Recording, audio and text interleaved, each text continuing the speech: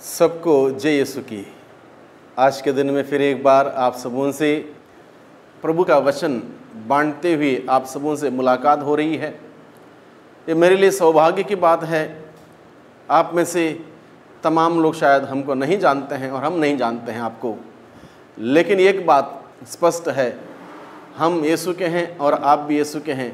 यीशु के होने के नाते हम सबों का रिश्ता यीशु के साथ जुड़ने से रिश्ता बना हुआ है। इसलिए मैं आप सबों को अभिवादन करता हूं और इस वचन को सुनने के लिए निमंत्रण करता हूं। आज के दिन में हम लोग वचन सुनेंगे, प्रभु का वचन। यीशु के बगैर हमारी सफलता नहीं हो सकती है, इस बात पर हम लोग विचार करेंगे। यीशु के बगैर हम सफल नहीं हो सकते हैं, इस बात पर हम लोग विचार करेंगे। और इसके लिए मैंने सुसमाचार लिया है, संत लूकस के द्वारा रचित सुसमाचार अध्याय 5 पद संख्या 1 से 11 का प्रसंग मैंने लिया है। और इस प्रसंग में हम पढ़ते हैं, पेतरुस और उसके साझेदार रात भर मछली के लिए मेहनत कर रहे थे। रात भर मेहनत करने पर भी वो कुछ भी नहीं पकड़ सके, कुछ भी नहीं मिला। लेकिन जब यीशु आए उनके जीवन में, तब सब कुछ बदल गया। और इस बात पर हम आज के दिन में विचार करेंगे। Hallelujah, hallelujah, hallelujah. प्रभु यीशु एक दिन गेनेसरेत की झील के पास थे और लोग ईश्वर का वचन सुनने के लिए उन पर गिरे पड़ते थे। यानी कि जहाँ जहाँ प्रभु यीशु मसीह जाते थे, लोगों की भीड़ उनकी खोज करते हुए उनके पीछे पीछे पीछे चलती थी।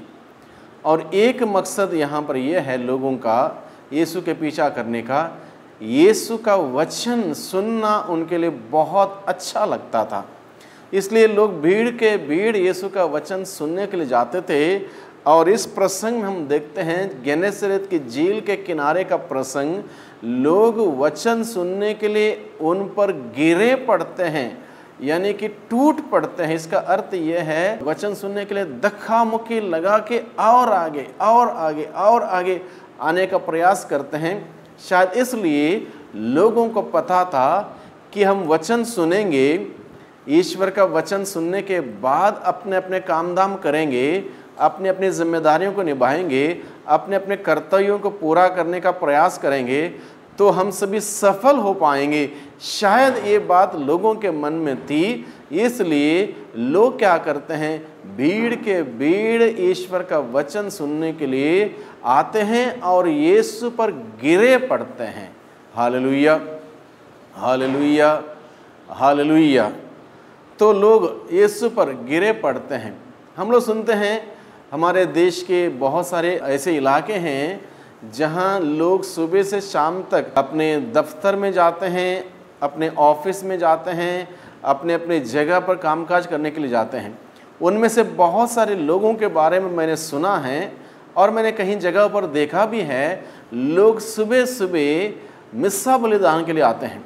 बॉम्बे जैसे सिटी में या दिल्ली जैसे सिटी में या बेंगलुरु जैसे सिटी में या अन्य सिटियों में, जहाँ लोग सुबह से शाम तक अपने काम धाम में व्यस्त रहते हैं, ऐसे सिटियों में बहुत सारे पल्लियों में मैंने ये बात सुनी है कि लोग सवेरे मिस्सा बलिदान के लिए आते हैं, नियमित रूप से हर दिन, क्योंकि उनको पता है मिस्सा बलिदान के द्वारा ईश्वर का वचन सुनेंगे, प्रभु का शरीर और रक्त को ग्रहण करेंगे। इस प्रकार से उन सबों को पूरे दिन भर मेहनत करने के लिए, परिश्रम करने के लिए, अपने कर्तव्यों को करने के लिए, अपनी जिम्मेदारियों को निभाने के लिए यीशु प्रभु से ताकत मिलेगी, यीशु प्रभु से ताकत मिलेगी।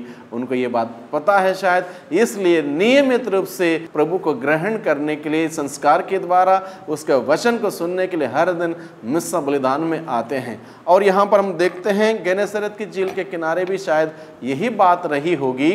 लोग भीड़ के भीड़ आए और वचन सुनने के लिए उन पर गिरे पड़ने लगे, और इस हद तक लोग आए कि प्रभु यीशु को वहाँ पर गेनेसरेत की झील के किनारे खड़ा होना मुश्किल हो गया, उन्होंने क्या किया, उन्होंने वहाँ पर झील के किनारे लगी हुई 2 नावों को देखा। वो नावें पेतरुस और उसके साझेदार लोगों की नावें थीं। इसलिए यीशु क्या करता है, जब भीड़ बढ़ जाती है, धक्का मुक्की लगाती है, प्रभु यीशु मसीह उस नाव में, जो नाव खाली थी, उस नाव में जाके बैठते हैं ताकि लोग उन पर गिरे ना पड़े, उनके पर टूट ना पड़े, उनको धक्का मुक्की ना लगाएं। इसलिए जो नाव खाली थी, उस नाव में, पेतरुस की नाव थी, वो उस नाव में, खाली नाव में जाके बैठ जाते हैं और पेतरुस को कहते हैं तट से थोड़ा आगे पानी में ले जाने के लिए कहते हैं, क्योंकि पानी में लोग नहीं आ पाएंगे, इसलिए लोग किनारे रहें। और प्रभु यीशु मसीह पानी से थोड़ा दूर नाव में बैठकर उपदेश देने लगे। अब लोग सब गेनेसरेत की झील के किनारे बैठकर या खड़े होकर यीशु का वचन बड़े ध्यान से कान लगा के सुन रहे हैं। और सुनने वालों में से पेतरुस और उसके साझेदार भी हैं। और ये पेतरुस और उसके साझेदार रात भर मेहनत करके, परिश्रम करके, काम करके, जागते हुए थक चुके हैं।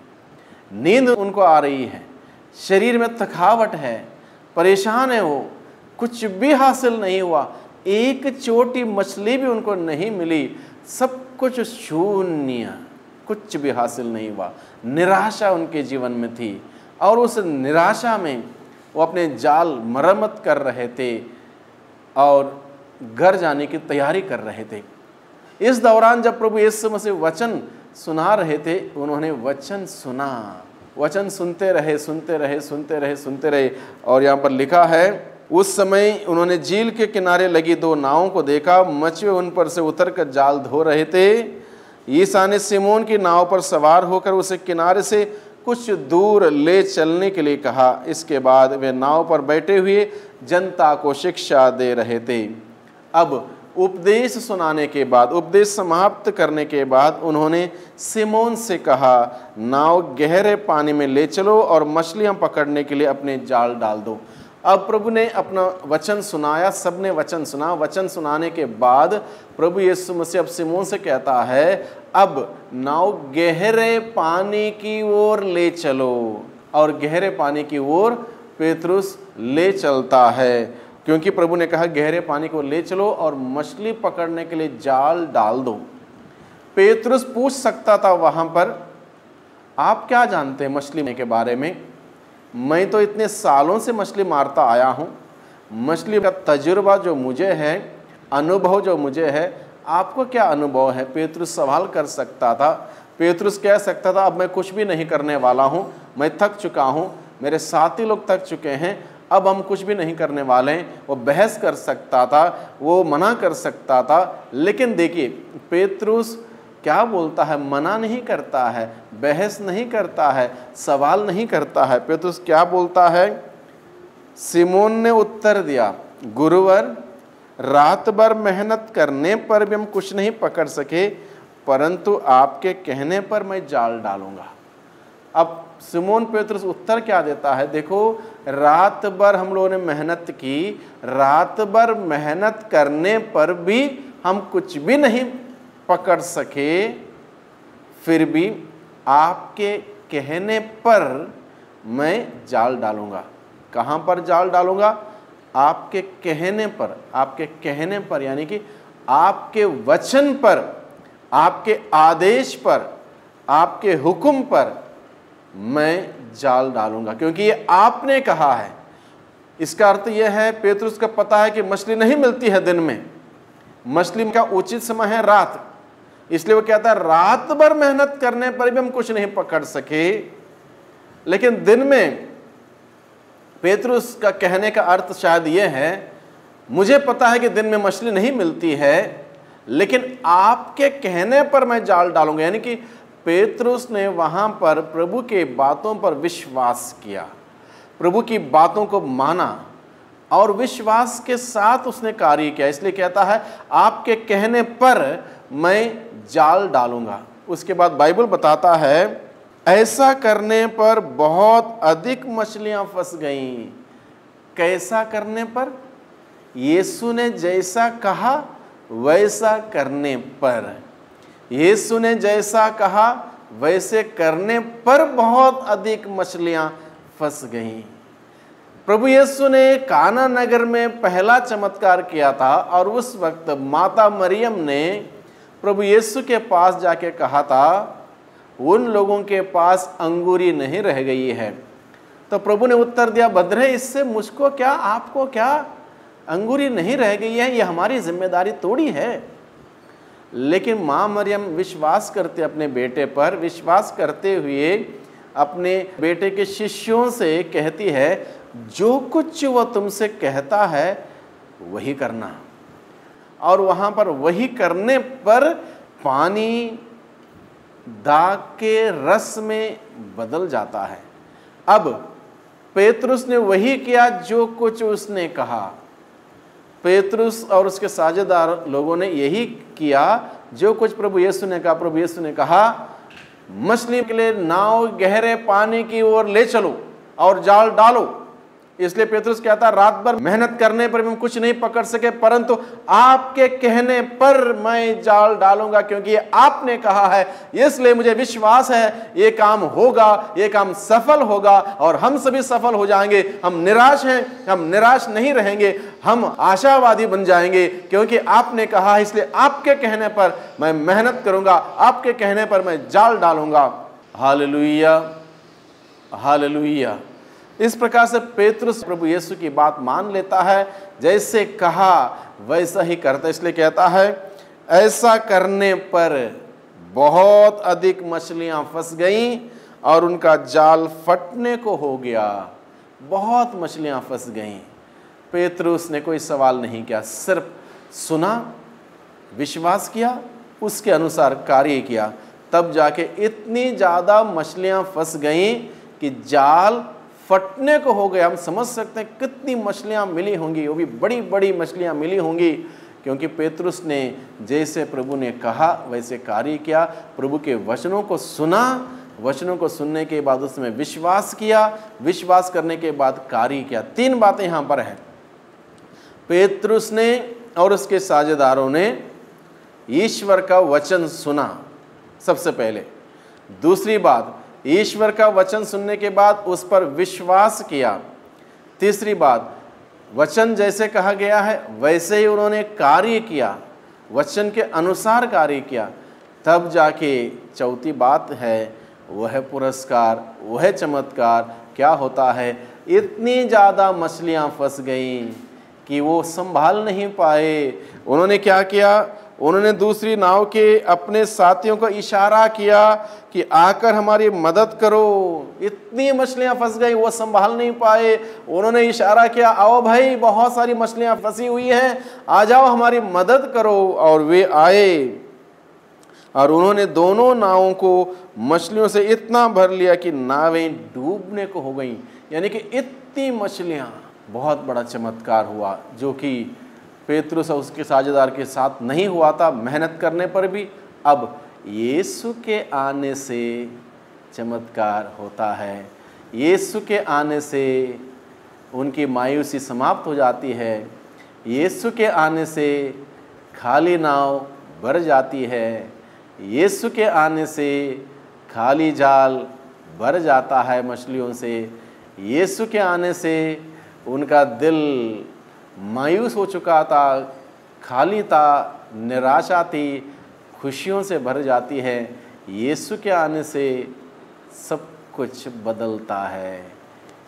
यीशु प्रभु की जय हो। यीशु के आने से सब कुछ बदल जाता है। यीशु के आने से सारी मेहनत रंग लाती है। यीशु की जय हो, महिमा हो, आराधना हो, गुणगान हो। Hallelujah, hallelujah, hallelujah. और इस प्रकार से हम देखते हैं पेतरुस और उसके साझेदार पहले क्या करते थे, मेहनत पर जोर देते थे, रात दिन मेहनत करते थे। रात दिन मेहनत करने पर भी कुछ भी नहीं पकड़ सके। संभवतः ये बात बहुत बार उनके जीवन में हुई होगी। संभवतः ये भी हुआ होगा, कई बार मछलियाँ थोड़ी बहुत मिली होंगी। लेकिन प्रभु यीशु मसीह पेतरुस को और उसके साझेदार को इस बात का एहसास दिलाते हैं, देखो तुम्हारा एक्सपीरियंस जो है, तुम्हारा तजुर्बा जो है, तुम्हारा अनुभव जो है ठीक है, अच्छा है, लेकिन उसी पर निर्भर मत रहना। तुम्हारी कला जो है मछली पकड़ने की, उस पर निर्भर मत रहना। ठीक है, कला अच्छी है, तुम्हारे पास जो भी जानकारी है मछली के बारे में ये भी अच्छा है, लेकिन उसी जानकारी पर निर्भर मत रहना। यानी कि यीशु क्या कहता है, देखो तुम्हारा ना हो जाल पर निर्भर रहो, ना तुम्हारे नाव पर निर्भर रहो, ना उस झील पर निर्भर रहो, ना अपनी बुद्धि पर निर्भर रहो, ना अपने तजुर्बा पर निर्भर रहो, ना अपने अनुभव पर निर्भर रहो। अगर निर्भर रहना हो तो प्रभु पर निर्भर रहो। प्रभु पर निर्भर रहोगे, प्रभु संचालित करेगा। प्रभु पर निर्भर रहोगे, हार आपकी जीत में बदल जाएगी। प्रभु पर निर्भर रहोगे, दुख आपका खुशियों में बदल जाएगा। प्रभु पर निर्भर रहोगे, अशांति आपकी शांति में बदल जाएगी। प्रभु पर निर्भर रहोगे, आपकी बीमारी स्वास्थ्य लाभ में बदल जाएगी। एक बार मैंने एक व्यक्ति को यह बोलते हुए सुना, व्यक्ति काफ़ी बीमार था, परेशान था। जब अस्पताल लेके गए, अस्पताल में जब उसकी जांच हुई, इलाज हो रहा था, उस दौरान उस व्यक्ति ने डॉक्टर से कहा, डॉक्टर मुझे आप पर बहुत विश्वास है, बहुत भरोसा है, अब मैं ठीक हो जाऊंगा। तो मैं मन ही मन सोच रहा था, अगर एक डॉक्टर पर अगर आप इतना विश्वास कर सकते हैं और उस व्यक्ति ने कहा आप पर मुझे विश्वास है, आप पर भरोसा है, अब मैं ठीक हो जाऊंगा, तो उस व्यक्ति को, मेरे हिसाब से उस व्यक्ति को कहना चाहिए थे, मुझे उस ईश्वर पर विश्वास है, वह ईश्वर आपके द्वारा मुझे ठीक करेगा। मुझे उस ईश्वर पर विश्वास है जो डॉक्टरों का डॉक्टर है, गुरुओं का गुरु है, मसीह का मसीह है, राजाओं का राजा है। उस प्रभु पर मुझे विश्वास है और वो प्रभु आपके द्वारा और इस दवाई के द्वारा मेरे जीवन में कार्य करेगा। अगर ये बात बोला होता बहुत बेहतर होता, क्योंकि प्रभु के बगैर हम सफल नहीं हो सकते हैं। यीशु के बगैर हमारा जीवन शून्य है। यीशु के बगैर हमारा जीवन खोखला है। यीशु के बगैर हमारा जीवन अधूरा है। हमने देखा इस उदाहरण में पेतरुस और उसके साझेदार, यीशु के बगैर उसकी नाव खाली थी। यीशु आए, उनकी नाव भर गई। यीशु के बगैर उनका जाल खाली था। यीशु आए, उनका जाल भर गया मछलियों से। यीशु के बगैर उनका जीवन खाली था, अब खुशियों से भर गया। यीशु के बगैर उनका दिल खाली था, मायूसी थी, निराशा थी, अब आनंद से भर गया। यीशु के बगैर नहीं हो सकता है। यीशु के बगैर सफल नहीं हो सकते हैं। पेतरुस और उसके साझेदार हार चुके थे क्योंकि यीशु नहीं था। जब यीशु आए, सफलता आई। यीशु आए, तरक्की आई। यीशु आए, जीवन आ गया। यीशु आए, खुशियाँ आ गई। यीशु आए, सब कुछ संभव हुआ। इसलिए यीशु के बगैर सफलता नहीं हो सकती है। यीशु के साथ जीत है, यीशु के साथ सफलता है, यीशु के साथ तरक्की है। यीशु के बगैर तरक्की नहीं है। उदाहरण के लिए मान लो भाइयों बहनों, आप चाहे रात दिन मेहनत करते हो, जैसे कि बहुत सारे लोगों को मैंने देखा, रात दिन मेहनत मेहनत मेहनत परिश्रम, बहुत कठोर परिश्रम करते हैं। कई बार इस मेहनत और परिश्रम के सिलसिले में वो इतवार का दिन भी, साबत का दिन भी भूल जाते हैं और उस दिन भी मेहनत करने जाते हैं कि कहीं आज हमारे 1000 रुपये कहीं या 800 रुपये या 500 रुपये कट ना जाएं, उस दिन भी नौकरी में, उस दिन भी मेहनत में। जबकि ईश्वर ने कहा साबत के दिन को पवित्र रखने के लिए। लेकिन बहुत बार मनुष्य सोचता है मेरे पास खाने के लिए नहीं है, मेरे पास पीने के लिए नहीं, मेरे पास उसके लिए नहीं, इसके लिए नहीं, इसलिए मुझे जाना है, नौकरी में चले जाते हैं। लेकिन नतीजा क्या होता है?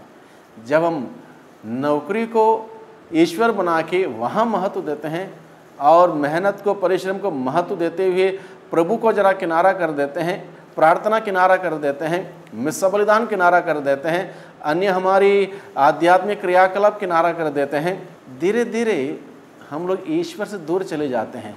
जितना हम ईश्वर से दूर चले जाएंगे उतना हमारे जीवन में मायूसी आएगी, निराशा आएगा, असफलता हमारे जीवन में आएगी और हमें पता भी नहीं चलेगा। हम सोचते रहेंगे मैं इतना मेहनत कर रहा हूँ, इतना परिश्रम कर रहा हूँ, आखिर क्या क्या हो रहा है? बहुत बार लोग समझ नहीं पाते हैं। लोग सोचते हैं हमने इतना सब कुछ किया, और बहुत सारे ऐसे लोगों को मैं जानता हूँ, मैंने ऐसे लोगों से बातचीत की और उनको मैंने सुझाव दिया, देखो आप कुछ भी करो, इतवार के दिन 2 घंटे कम से कम निकालो, चर्च जाओ, प्रार्थना करो, मिस्सा बलिदान में जाओ, उसके बाद आवश्यकता पड़ने पर पाप स्वीकार करो, अपना रिश्ता संबंध प्रभु के साथ ऐसे जोड़े रखो, प्रभु से जीवन आपके अंदर प्रवाहित होता रहेगा, आपके मेहनत पर प्रभु की आशीष आती रहेगी, आपके पैसों पर प्रभु की आशीष आती रहेगी, आपके बच्चे हैं, बच्चों पर प्रभु की आशीष आती रहेगी, आपके बच्चे पढ़ रहे हैं, उनके पढ़ाई में प्रभु की आशीष आती रहेगी, और हर जगह पर प्रभु की आशीष रहेगी, किसी बात की कमी आपको नहीं होगी। मैंने ऐसे लोगों को भी देखा जो अपने परिवार में एकमात्र व्यक्ति है कमाने वाला, जिसको 6,000 रुपया तनख्वाह मिलता है। वह व्यक्ति भी अपने परिवार का पालन पोषण करता है, 2 बच्चे हैं या 3 बच्चे हैं, उनकी देखरेख करता है, अपने बीबी की देखभाल करता है, अपने घर परिवार में पूरा महीने के खाने पीने का भले सरल खाना, सरल भोजन खाए, वो करता है। उसके बाद इतवार को मिस्सा बलिदान में जाता है, प्रार्थना में जाता है, उसके बाद जहाँ उसको देना होता है 100-200 रुपये, कहीं चंदा देना हो, चर्च में देना हो, या ऐसे कोई सेवा करनी हो, वो भी करता है। उसके बावजूद कुछ मैंने ऐसे लोगों को भी देखा जो महीने में 60 से 65 या 70,000 रुपये लेते हैं, और वो हमेशा रोते रहते हैं, इतने सारे पैसे के बावजूद वैसे है ही नहीं घर में, इतने सारे मेडिकल बिल हो गया, यहाँ पर ये टूट गया, यहाँ पर ये फूट गया, 60-70,000 रुपये खत्म। क्यों? लोग अपने पैसे पर विश्वास करते हैं, अपने बुद्धि पर विश्वास करते हैं, अपनी कमाई पर विश्वास करते हैं, अपने बलबूते विश्वास करते हैं। नहीं हो सकता। अगर 6,000 तनख्वाह लेने वाला सब कुछ करने के बाद, चंदा देने के बाद, पूजा पाठ करने के बाद, मिस्सा बलिदान में जाने के बाद भी थोड़ा बहुत सेविंग कर सकता, भले 200 रुपये क्यों ना हो, और वो परिवार के साथ खुश रह सकता है। 60,000 कमाने वाले व्यक्ति के लिए बहुत कुछ होना चाहिए, लेकिन ऐसा नहीं होता है, क्योंकि 60,000 वाला सोचता है क्या ज़रूरत है चर्च जाने की, इतना सब कुछ ईश्वर ने दिया है, बस ईश्वर को यहीं से मैं धन्यवाद देता हूँ। ठीक है, ईश्वर समझता है, जानता है, हर इतवार को मिस्सा बलिदान में जाने की ज़रूरत नहीं है। और ऐसे परिवारों को मैंने देखा है, हमेशा दुखी रहते हैं। जरूर नहीं कि सबके सब, लेकिन मैंने देखा है बहुत सारे लोग ऐसे हैं जो दुखी हैं। यानी कि कहने का तात्पर्य यह है, प्रभु के बगैर आप सफल नहीं हो सकते।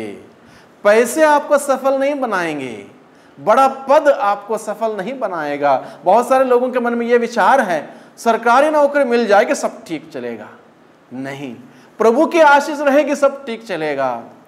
चाहे आपको सरकारी नौकरी ना भी हो, प्रभु की आशीष रहेगी तब सब कुछ ठीक चलेगा। ये बात हम समझ लें, और यही बात प्रभु इस प्रसंग के द्वारा हम सबों को बताना चाहता है कि पेतरुस और उसके साझेदार बहुत ही चतुर थे। मछली मारने के बारे में सारी जानकारी थी, तजुर्बा था, अनुभव था, उसके बावजूद जीरो हो जाते हैं, कुछ नहीं पकड़ पाते हैं। यीशु आते ही सब कुछ बदल जाता है।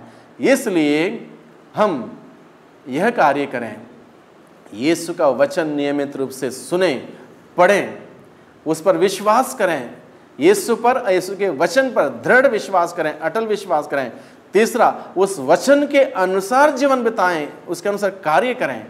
चौथा है में पुरस्कार अवश्य मिलेगा, जो कि हम इस प्रसंग के द्वारा हम पढ़ते हैं। यानी कि यीशु के बगैर हम सफल नहीं हो पाते हैं। सफल होने के लिए यीशु की हमें ज़रूरत है, जो एकमात्र व्यक्ति इस धरती पर आने के बाद सफल हुआ, जिसने शैतान को हराया, अंधकार को हराया, मृत्यु को हराया और जीवित हुए, सफल हुए। उस सफल व्यक्ति का साथ अगर आप रहोगे, आप हार नहीं पाओगे। वह व्यक्ति यीशु प्रभु है, जिसने सूली पर मरते हुए मृत्यु को हराया, शैतान को हराया, अंधकार को हराया और पुनर्जीवित हुए और सफल हुए। आप भी सफल होंगे अगर यीशु के साथ रहेंगे। यीशु के साथ जुड़े रहिए, बने रहिए, यीशु को देखते रहिए, यीशु का वचन पढ़ते रहिए, यीशु से मिलते रहिए, विश्वास करते रहिए, उस विश्वास को कायम रखिए और उसके अनुसार कार्य कीजिए। आपके जीवन में प्रभु यीशु मसीह बहुत आयत में सफलता प्रदान करेगा, आशीष देगा। आपके परिवार में, आपके व्यक्तिगत जीवन में, आपके कामकाज पर, आपके बच्चों पर, हर चीज़ पर प्रभु की आशीष रहेगी। और प्रभु की आशीष रहेगी, आपको किसी बात की कमी नहीं रहेगी। वही प्रभु आपको आशीष दें, पिता, पुत्र और पवित्र आत्मा के नाम पर। आमीन।